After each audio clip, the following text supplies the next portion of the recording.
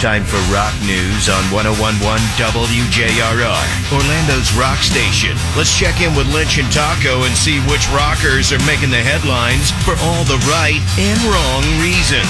101.1 WJRR. All right. Hey, don't forget, there's $1,000 out there just lingering in the ether, waiting for one of you to rock the bank and snag it. You could win it, just like Aaron from Kissimmee won last week. That word is bank. You're entering bank at WJRR.com. Enter at our website. You have about 30 minutes or so. Phone rings next hour. Pick it up. And then we'll repeat the process 12 more times today with 12 more chances for you to rock the bank and win $1,000. So if you're able to listen at work, leave it on all day. Those words go out right around the top of the hour, start of each hour. Okay. Of course, Joe Satriani, been talking a lot about this upcoming tour, be doing with Sammy Hagar, the best of all worlds, primarily the music of Van Halen, and then some Sammy Hagar solo material. Satriani has been very open about it. You know, he's one of the best guitarists in the world, yet here he is tasked with trying to play the music of another best guitarist in the world, Eddie Van Halen, of course, who's no longer with us. And he's talking about all the things he's going through and what he's learning and how to, you know, still make it his own, but, you know, have great respect for the originals. He's now talking about having a special guitar amp built, which is something that, you know, Eddie Van Halen had this unique setup. The end result, you can do all you want with your fingers and your pedals and all that, but in the end, it's what comes out of the amp. And Joe's like, getting to work on that so the end result sounds more true to what Eddie would have had, and that's interesting. Yeah, you know what? Props to him for that. That's interesting. Let's keep a true to the sound, yet still try to kind of make it his own. Try to work. I mean, props to him for putting all that work into it. I mean, that's... Kim Thale from Soundgarden was asked in an interview about the word grunge. And that's an interesting question that was thrown. He goes, the interviewer's like, so when you guys were coming up and this scene was exploding in Seattle, did you all like, he goes, none of us used the word grunge. He goes, we were just doing what we do in that part of the country. Other areas of the country were doing what they do. And then the Seattle sound took off, and someone somewhere in a marketing department coined it, and just as an umbrella term for the whole, pop culture thing, the music itself. And he's like, no, none of us really just, we're grunge. And he goes, if you go back and you listen to all those Seattle bands that were lumped into the grunge category, he goes, they all ended up developing their own kind of unique styles. And he's absolutely right about that.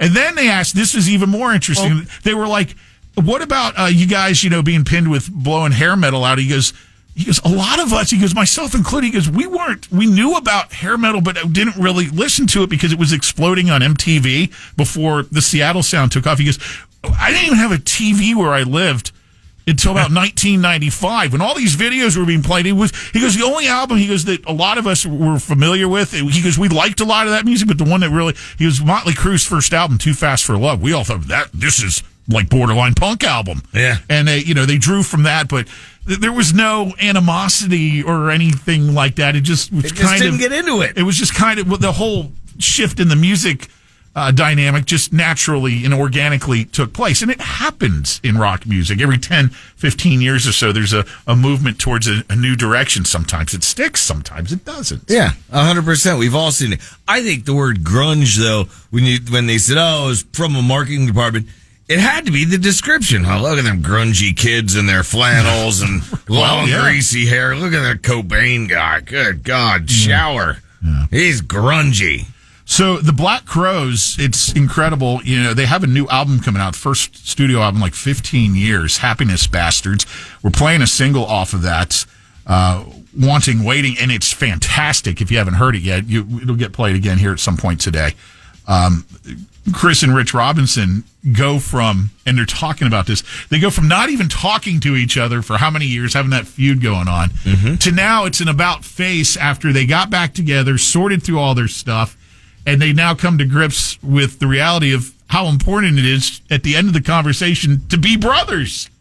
He said, our fame came so quick that we missed out on a lot of the time where brothers would bond and do this. He goes, we're just out there. We're just bandmates. Right. We're So, co-workers at each other's throats. once they came back to that reality, things have become a lot better and continue to be better. The Happiness Bastards album, I want to give you the release date on that. I believe I have March 15th for that.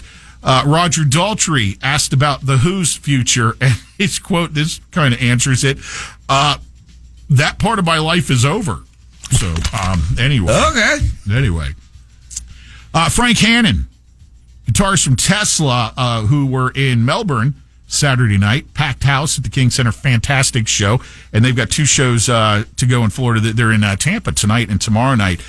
In a recent interview, talking about how he's doing after several years of sobriety, and was asked, did he ever have any near-death experiences? And he pointed to, he goes, I've been on motorcycles and horses and stuff all my life, doing stuff with that. He goes, yeah, there's been some close calls. He goes, no closer call, though, when I was sucked into the addiction with alcohol and drugs. And he goes, now that I'm clean and I look, and he goes, I hope I stay that way.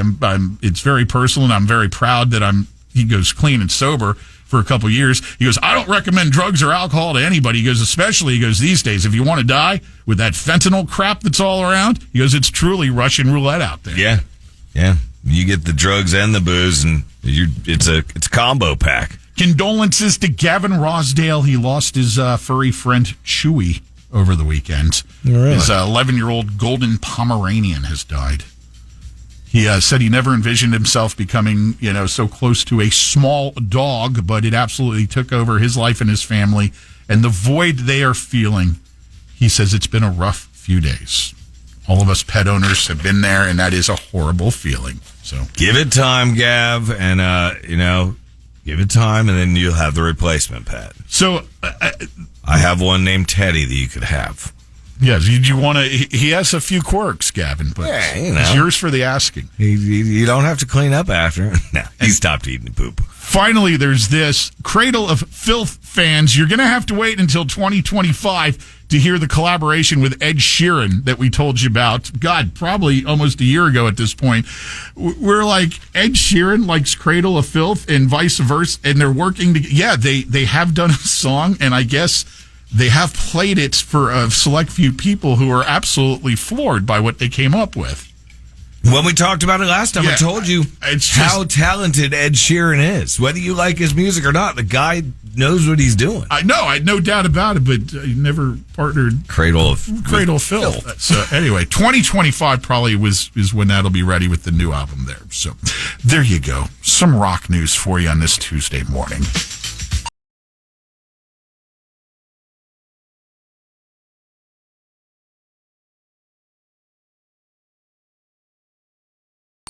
Years of JRRs brought to you by you.